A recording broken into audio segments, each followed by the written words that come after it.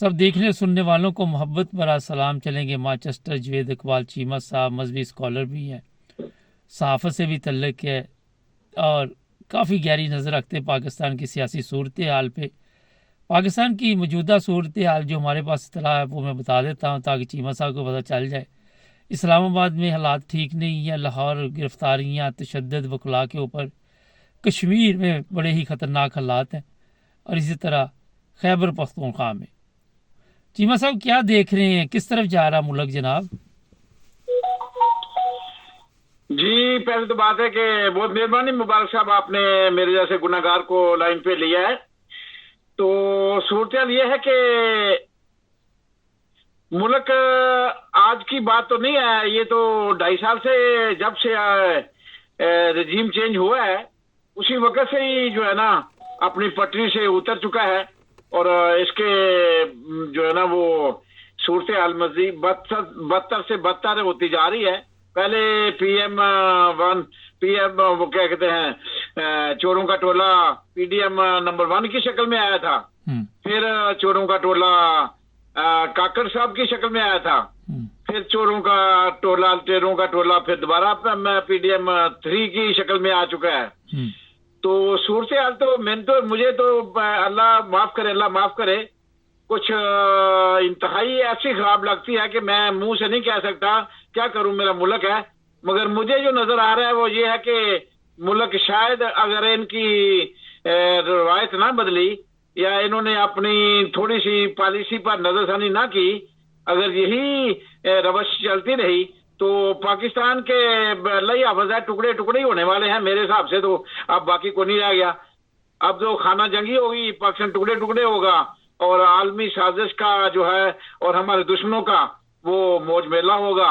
वो जो चाहते हैं वो काम पूरा हो जाएगा, क्योंकि जनरल बाजवा साहब ने इसको आग लगाई थी तो माशाल्लाह इन्होंने आके पेट्रोल फेंका है उसके ऊपर, तो अब आग जो है वो शोला बन चुकी है। तो मैंने अर्ज किया था कि आग बुझे ना बुझे हम जलेंगे जरूर इसमें।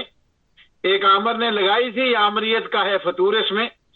तो मैं तो इस पे काफी कॉलम भी लिख चुका हूँ, शेर व शायरी भी कर चुका हूँ। अच्छा चीमा साहब, तो जरा 2-3 सवालात बड़े हैं। मैं पहला सवाल तो ये है कि जो वो पार्लियामेंट में, पंजाब पार्लियामेंट में अज़ाफ़ी नशिस्तें थी वो चली गई हैं, हर जगह पे इन लोगों ने फ्रॉड लगाया है, तो उससे क्या फ़र्क पड़ेगा अब? जी माशाल्लाह माशाल्लाह, बहुत अच्छा सवाल आपने किया है। उसका फर्क आपने देखा है कि एक भूचाल आ गया है, ये उसका फर्क ही था जो DGI SPR साहब ने प्रेस कॉन्फ्रेंस की है ना, ये उसका फर्क था। अब एक हलचल मच चुकी है, अब कुर्सियों ये पाए जो है ना वो हिल रहे हैं, क्योंकि जो एक्सटेंशन के मामले थे ना वो खूह खाते में चले गए हैं, क्योंकि उनका इतना फर्क पड़ा है। अभी सिर्फ फैसला अभी मुकम्मल नहीं हुआ, अभी सिर्फ इतना आर्डर हुआ है और उसी की तकलीफ है, उसी का पेट में दर्द है कि ये जो कुछ हो रहा है अब फिर दोबारा फस्तायत और बर्बरियत शुरू हो चुकी है। और ये जो प्रेस कॉन्फ्रेंस हुई है, ये जो ताने दिए जा रहे हैं एक दूसरे को और उंगली के इशारे किए जा रहे हैं, अब या तुम रहोगे या हम रहेंगे, ये सारा कुछ उसी वजह से हुआ है। जो इंटरिम जो ऑर्डर आया है ना उसी की हलचल है सारी, उसी का पेट में दर्द है। अभी उसके बाद जो असल ऑर्डर आएगा फिर क्या होगा, फिर आप सोच भी नहीं सकते उसको किस तरह दबाना है। असल बात वही सारा मामला है। अब इनकी सीटें खत्म हो गई, अब बड़े साहब को भी एक्सटेंशन की फिक्र पड़ गई है और छोटे को भी फिक्र पड़ गई है। अब दोनों बेचारे परेशान हैं कि एक्सटेंशन लें तो किस तरह लें। ये है सूरत, उससे बहुत बड़ा फर्क पड़ा है। अदालतें जागें तो इनकी नींदें हराम हो जाएंगी। सर फजल रहमान बड़े बयानात दे रहे आजकल, क्या कहेंगे इस बारे में? देखिए, मैं तो पहले भी अर्ज कर चुका हूं, इससे पहले कई दफा, और मैंने इस पे ऊपर तज़िया अपना दिया था कि तहरीक इंसाफ को इस मौलाना फजल रहमान के ऊपर किसी किस्म का भी जो है ना एतमाद मुकम्मल तौर पर 100% नहीं करना चाहिए, क्योंकि मुझे मौलाना फजल रहमान से कोई अच्छाई की उम्मीद नहीं है। मैं समझता हूं कि ये फिर मोहरा उन्हीं का है, उन्हीं ने लॉन्च किया है और उन्हीं ने दोबारा इसको जो है ना ये मौका दिया है। क्योंकि अगर पीटीआई का बंदा इतने सख्त अल्फाज बोले तो वो तो गायब हो जाता है, वो तो ऐसे कम अल्फाज भी बोले तो गायब हो जाता है। तो ये मौलाना साहब जो जिस तरह के बयान दे रहे हैं, तो ये तो मैं नहीं कह सकता, क्योंकि इससे पहले नून लीग भी बयान देती थी कि इन्होंने निचोड़ लिया, हड्डियां निचोड़ ली, इनके माथे पे, वो या सादक कहता था माथे पे पसीना था, टांगे कांप रही थी तो जनरल बाजवा के बारे में, और जो जो गलीज गालियां इन्होंने जनरल बाजवा को और जनरल फैज को दी हुई है वो सारी दुनिया के सामने है। अभी ये जो कह रहे हैं, तो ये तो मैं समझता हूं कि फौज का मोहरा ही है, फौज ने लॉन्च किया है मेरे हिसाब से। तो ये तो पीटीआई का मुखलिस नहीं है कोई भी, मुझे इसमें कोई ऐसी दो राय नहीं है, क्योंकि ये नवाज शरीफ की गेम होती है। नवाज शरीफ बहुत बड़ा गेम चेंजर है, इस मामले में माफिया है, और असल फसाद की जड़ शरीफ खानदान है, असल फसाद की जड़ ये नानी और ये शहबाज और मियाँ नवाज शरीफ है ये, और उसके जो है ना असल गेम उन्होंने जो जनास मनीर को दी हुई है वो खेल रहा है, और ये इसी बिहाफ पे खेला जा रहा है कि ये सारी फसाद की जड़ शरीफ खानदान है और नून लीग है, और ये उसी का बोरा अब फजल मान इन्होंने मैदान में डाला है। मुझे तो इससे कोई अच्छाई की उम्मीद नहीं है। अच्छा, ये बड़ी एक ज़बरदस्त बात की चीमा साहब आपने। इससे पहले भी जो इमरान खान को नुकसान पहुंचा इसी तरह के मोहरे थे जो बाद में बिक गए और गद्दार निकले। ये बताइए, ये तो बड़े दावे करता है कि मैंने तो बड़ी पाकिस्तान की खिदमत की, मेरे वालिद ने बड़ी खिदमत की, मैंने इस्लाम की खिदमत की, इंसानियत की किस चीज़ की खिदमत की? कश्मीर कमेटी में मैंने बड़ा अहम किरदार अदा किया। देखिए, सारी इसी वजह से मैंने अर्ज किया कि मुख्तर मैंने आपको बता दिया कि इसके वालिद साहब की इज्जत मैं जरूर करता हूं, मगर इसने इसकी अगर बात की ना तो इसने कश्मीर कमेटी में रह के पाकिस्तान की खिदमत की, ना इसने इस्लाम में रह के इस्लाम की खिदमत की। इसने जितना इस्लाम को नुकसान पहुंचाया है, जितना पाकिस्तान को इस शख्स ने नुकसान पहुंचाया है, अगर ये शख्स इन चोरों लुटेरों के साथ ना बैठता इतनी देर तो मैं इसको अच्छा गर्दानता। मगर एक मिसाल देते हैं लोग बुजुर्ग के, दोस्ती जो होती है ना, उस दोस्ती के हिसाब से बड़ा फर्क पड़ता है।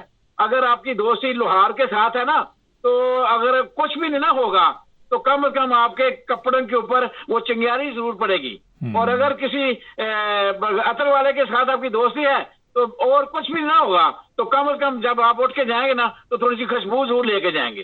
तो अगर चोर डाकू के साथ आपकी यारी दोस्ती है तो आप बेशक आप चोर नहीं है, डाकू नहीं है, मगर उसके बावजूद आपको उसी ग्रुप में से उठाया जाएगा, उसी ग्रुप के साथ आपका तुल्लक व्यवस्था किया जाएगा।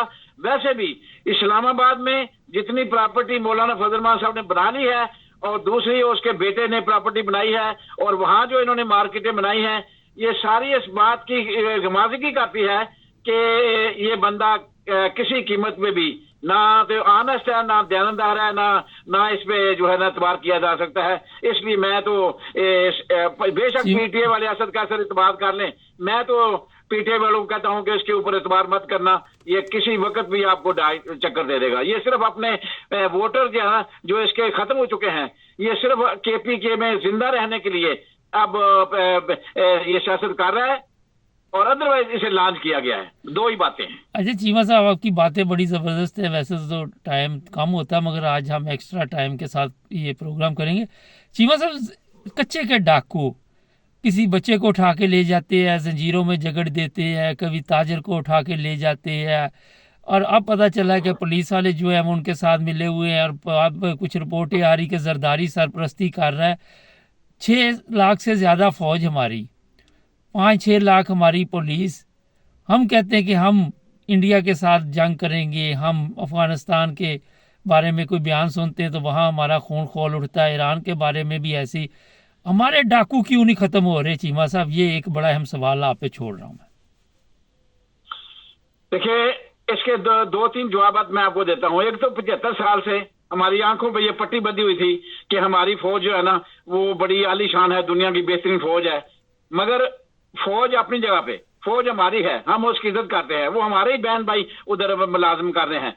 मगर सिर्फ चंद जर्नैलों की वजह से फौज इस काबिल ही नहीं रही जिसका सिपह सलार जो है ना वो ही इस काबिल ना हो कि उसके अंदर कोई शऊर हो या उस मुल्क की सालमियत का वफादार हो। जब वो ही गद्दार हो तो फिर फौज ने क्या लड़ना है? जब सिपह सलार गद्दार हो जाए तो फिर बाकी फौज ने को, इसलिए हम इस पक्ष से लड़ा हुआ था क्योंकि हमने गद्दारी की, मुल्क के साथ गद्दारी की और फिर हमने अवाम के साथ गद्दारी की। वहां भी डाका, ये कच्चे के डाकू पक्के डाकू की आप बात कर रहे हैं, मैं कसम से कह सकता हूं कि जरदारी जितना बड़ा डाकू मां ने पैदा ही नहीं करना। और अब तो लोग कह रहे हैं कि कच्चे के डाकू पुलिस है और पक्के के डाकू जो है ना जर्नैल है हमारे।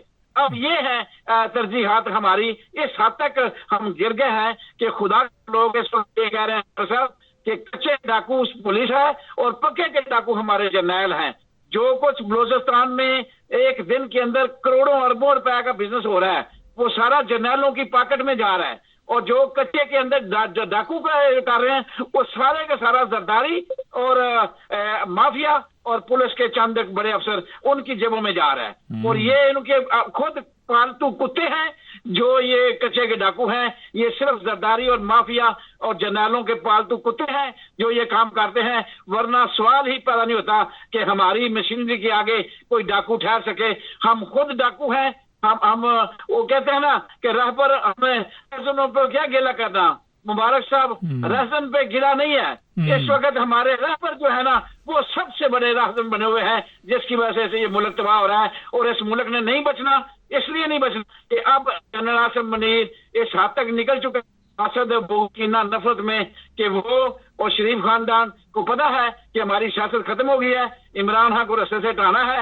इसलिए ये इमरान खान को नुकसान पहुंचाने के लिए पर तोल रहे हैं। और खुदा की कसम देख कहता हूं अगर इमरान खान को कुछ हुआ तो इनके ये भी नहीं रहेंगे और ये मुल्क भी नहीं रहेगा।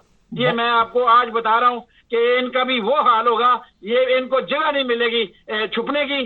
जिस तरह आज जनरल बाजवा को एक मार्केट में जा नहीं सकता, घर से बाहर नहीं निकल सकता, वो अपने फौजी एरिया से बाहर आए, लोग उसका क्या हश्र करें। और ये हाल, ये शक भी इस मुल्क में नहीं रह सकता। ये जर्नैल और ये शरीफ खानदान, इनकी सियासत खत्म हो चुकी है मुकम्मल तौर पे, सिवाय अब इनके पास एक ही जरिया है कि इमरान खान को रस्ते से हटाओ। और ये हैं पक्के के डाकू और वो जरदारी वाला सारे इसके इनके नीचे सारे को कच्चे के डाकुओं को सरपरस्ती करने वाला जरदारी खुद है। और हम किसी कीमत पे ना खुद महफूज हैं, ना हमारा मुल्क महफूज है, ना हमारे शहरी महफूज हैं।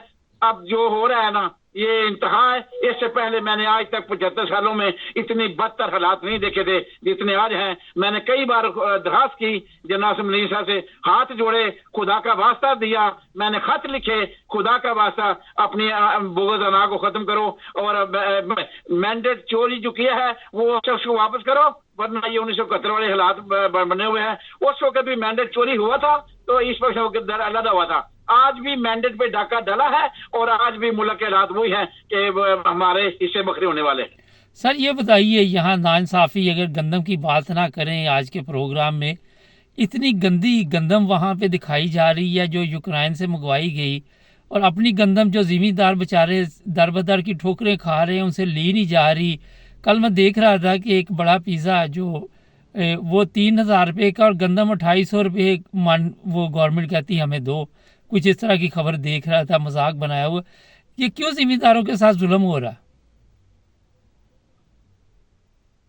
असल में मुबारक साहब बात यह है कि जालिम जब जुल्म करता है ना, कातिल जब कत्ल करता है ना, तो उसे कोई परवाह नहीं होती कि ऐसे बच्चे यतीम हो जाएंगे, वो बच्चे कहाँ से खाएंगे, कहाँ से पलेंगे। तो इनके मुंह को शोरा लग चुका है। ये जन ज़र और जमीन के पीछे, अपनी दौलत के पीछे इस हद तक जा चुके हैं, अंधे हो चुके हैं कि मैं एक बात कहता हूं कि अल्लाह जल्ले शान हूं कि पास सबसे बड़ी नेमत हदायत है, सबसे बड़ी नेमत हदायत। और अल्लाह ताला जैसे हदायत छीन लेता है ना, उसको इस काम में फिरौनियत दे देता है, वो फिरौन अंधा हो जाता है अपने तख्त पे ऊपर। और ये अंधे हो चुके हैं। अरबों डॉलर ये अभी नकवी साहब के निकल रहे हैं, अफ्रीका में भेजे गए हैं। और फिर ये खुद मुलव्वस है जनरल अपना आसिम मुनीर साहब इस काम के अंदर, काकर साहब मुलव्वस हैं। ये जितनी गंदम मंगाई गई है उसमें सबसे पहले साइन किए थे इन्होंने PDM-1 ने, और ये भी मुलव्वस हैं। इन सब ने मिल के खाया है, इस सब ने मिल के मुल्क को तबाह किया है। किसान रोएं पीटें जो मर्जी करें, इन्हें कोई फर्क नहीं पड़ता, इन्हें सिर्फ अपने पैसों से गर्ज है। और इस मुल्क की तबाही के जिम्मेदार हैं। अभी तो ये स्कैंडल तो मामूली है, बड़े बड़े स्कैंडल जो है ना सारे मंजरे यहाँ पर आएंगे। यकीन जानो ये 500 अरब क्या, इन्होंने पता नहीं कितने कितने अरब, एक 12 अरब की एक अकाउंट सिर्फ एक बंदे ने बताया था ना, बात की थी, उसको उठा लिया गया है। जो जनरल बाजवा के अकाउंट में 12 अरब गए थे, एक बंदे ने कहा था वो स्वाफी, वो आज तक नजर नहीं आया। तो ऐसे है, लाकानूनियत की इंतहा है। कमिश्नर ने में बात की और कमिश्नर 2 महीने से 3 महीने से वैसे ही गायब है। तो ये जो भी कर रहे हैं, ये पाकिस्तान की तारीख में हिंदुस्तान ने कश्मीर के ऊपर इतना जुल्म नहीं किया था, और जितना जुल्म हमने अभी पाकिस्तानियों के ऊपर कर रहे हैं, इससे पहले यही जुल्म हमने बांग्लादेशियों के ऊपर किया था और बांग्लादेश अलग हो गया था। और यही जो है ना जुल्म अब हम यहाँ कर रहे हैं, और ये सोचा समझा मंसूबा है। मेरे लिहाज से ये गद्दार ही कर सकता है, गद्दार के अलावा कोई कुछ नहीं कर सकता। इस मुल्क को तोड़ने के लिए आलमी साजिश ने जो ढोंग रचाया था रजीम चेंज का, हम उसके मोरे हैं, हम उसकी इम्प्लीमेंटेशन कर रहे हैं, और ये लंदन नाम का हिस्सा है। ये सारा कुछ जो काजी साहब का फैसले सुनाना, जनरल आसम का इतना आगे निकल जाना कि पीछे मुड़ के नहीं देखना, और इस कुर्सी पे बैठा हुआ शख्स एक सिपा सलार, पाकिस्तानी फौज बेहतरीन फौज का बेहतरीन सिपा सलार हो के इतना बड़ा आजाद, और वो बंदरबांट कर रहा है, एक प्रेसिडेंशियल कॉन्फ्रेंस की उसने तो उसको लेफ्टिनेंट जनरल बना दिया। तो जिस मुल्क के अंदर कोई मेरिट ही ना हो, जिस बूट पॉलिश करो, टीसी करो, उसकी खुशामद करो और जो मर्जी पालो, तो फिर उस मुल्क का क्या हाल होना है। और ये कमाई जारी है और कमाई कर रहे हैं, और शोरा लग चुका है। जनरल साहब को भी माशाल्लाह दिहाड़ी पहुंच रही है। बलोचिस्तान के अंदर खरबों रुपए का डेली बिजनेस हो रहा है। ये तो 500 की अरब की मसला ही नहीं है इनके लिए कोई। इन्होंने गंदम का स्कैंडल तो एक नजर आया ना, जब कुर्सी चली जाती है फिर स्कैंडल आते हैं, कुर्सी के होते हुए स्कैंडल नहीं आते। जी बहुत शुक्रिया चीमा साहब, काफी लंबा हो गया प्रोग्राम। आप सुनेंगे क्या क्या हुआ। आपने बड़ी जबरदस्त बातें की, बहुत शुक्रिया आपका जनाब। आपसे और भी प्रोग्राम होते रहेंगे, अपना ख्याल रखें। मेहरबानी, बहुत शुक्रिया।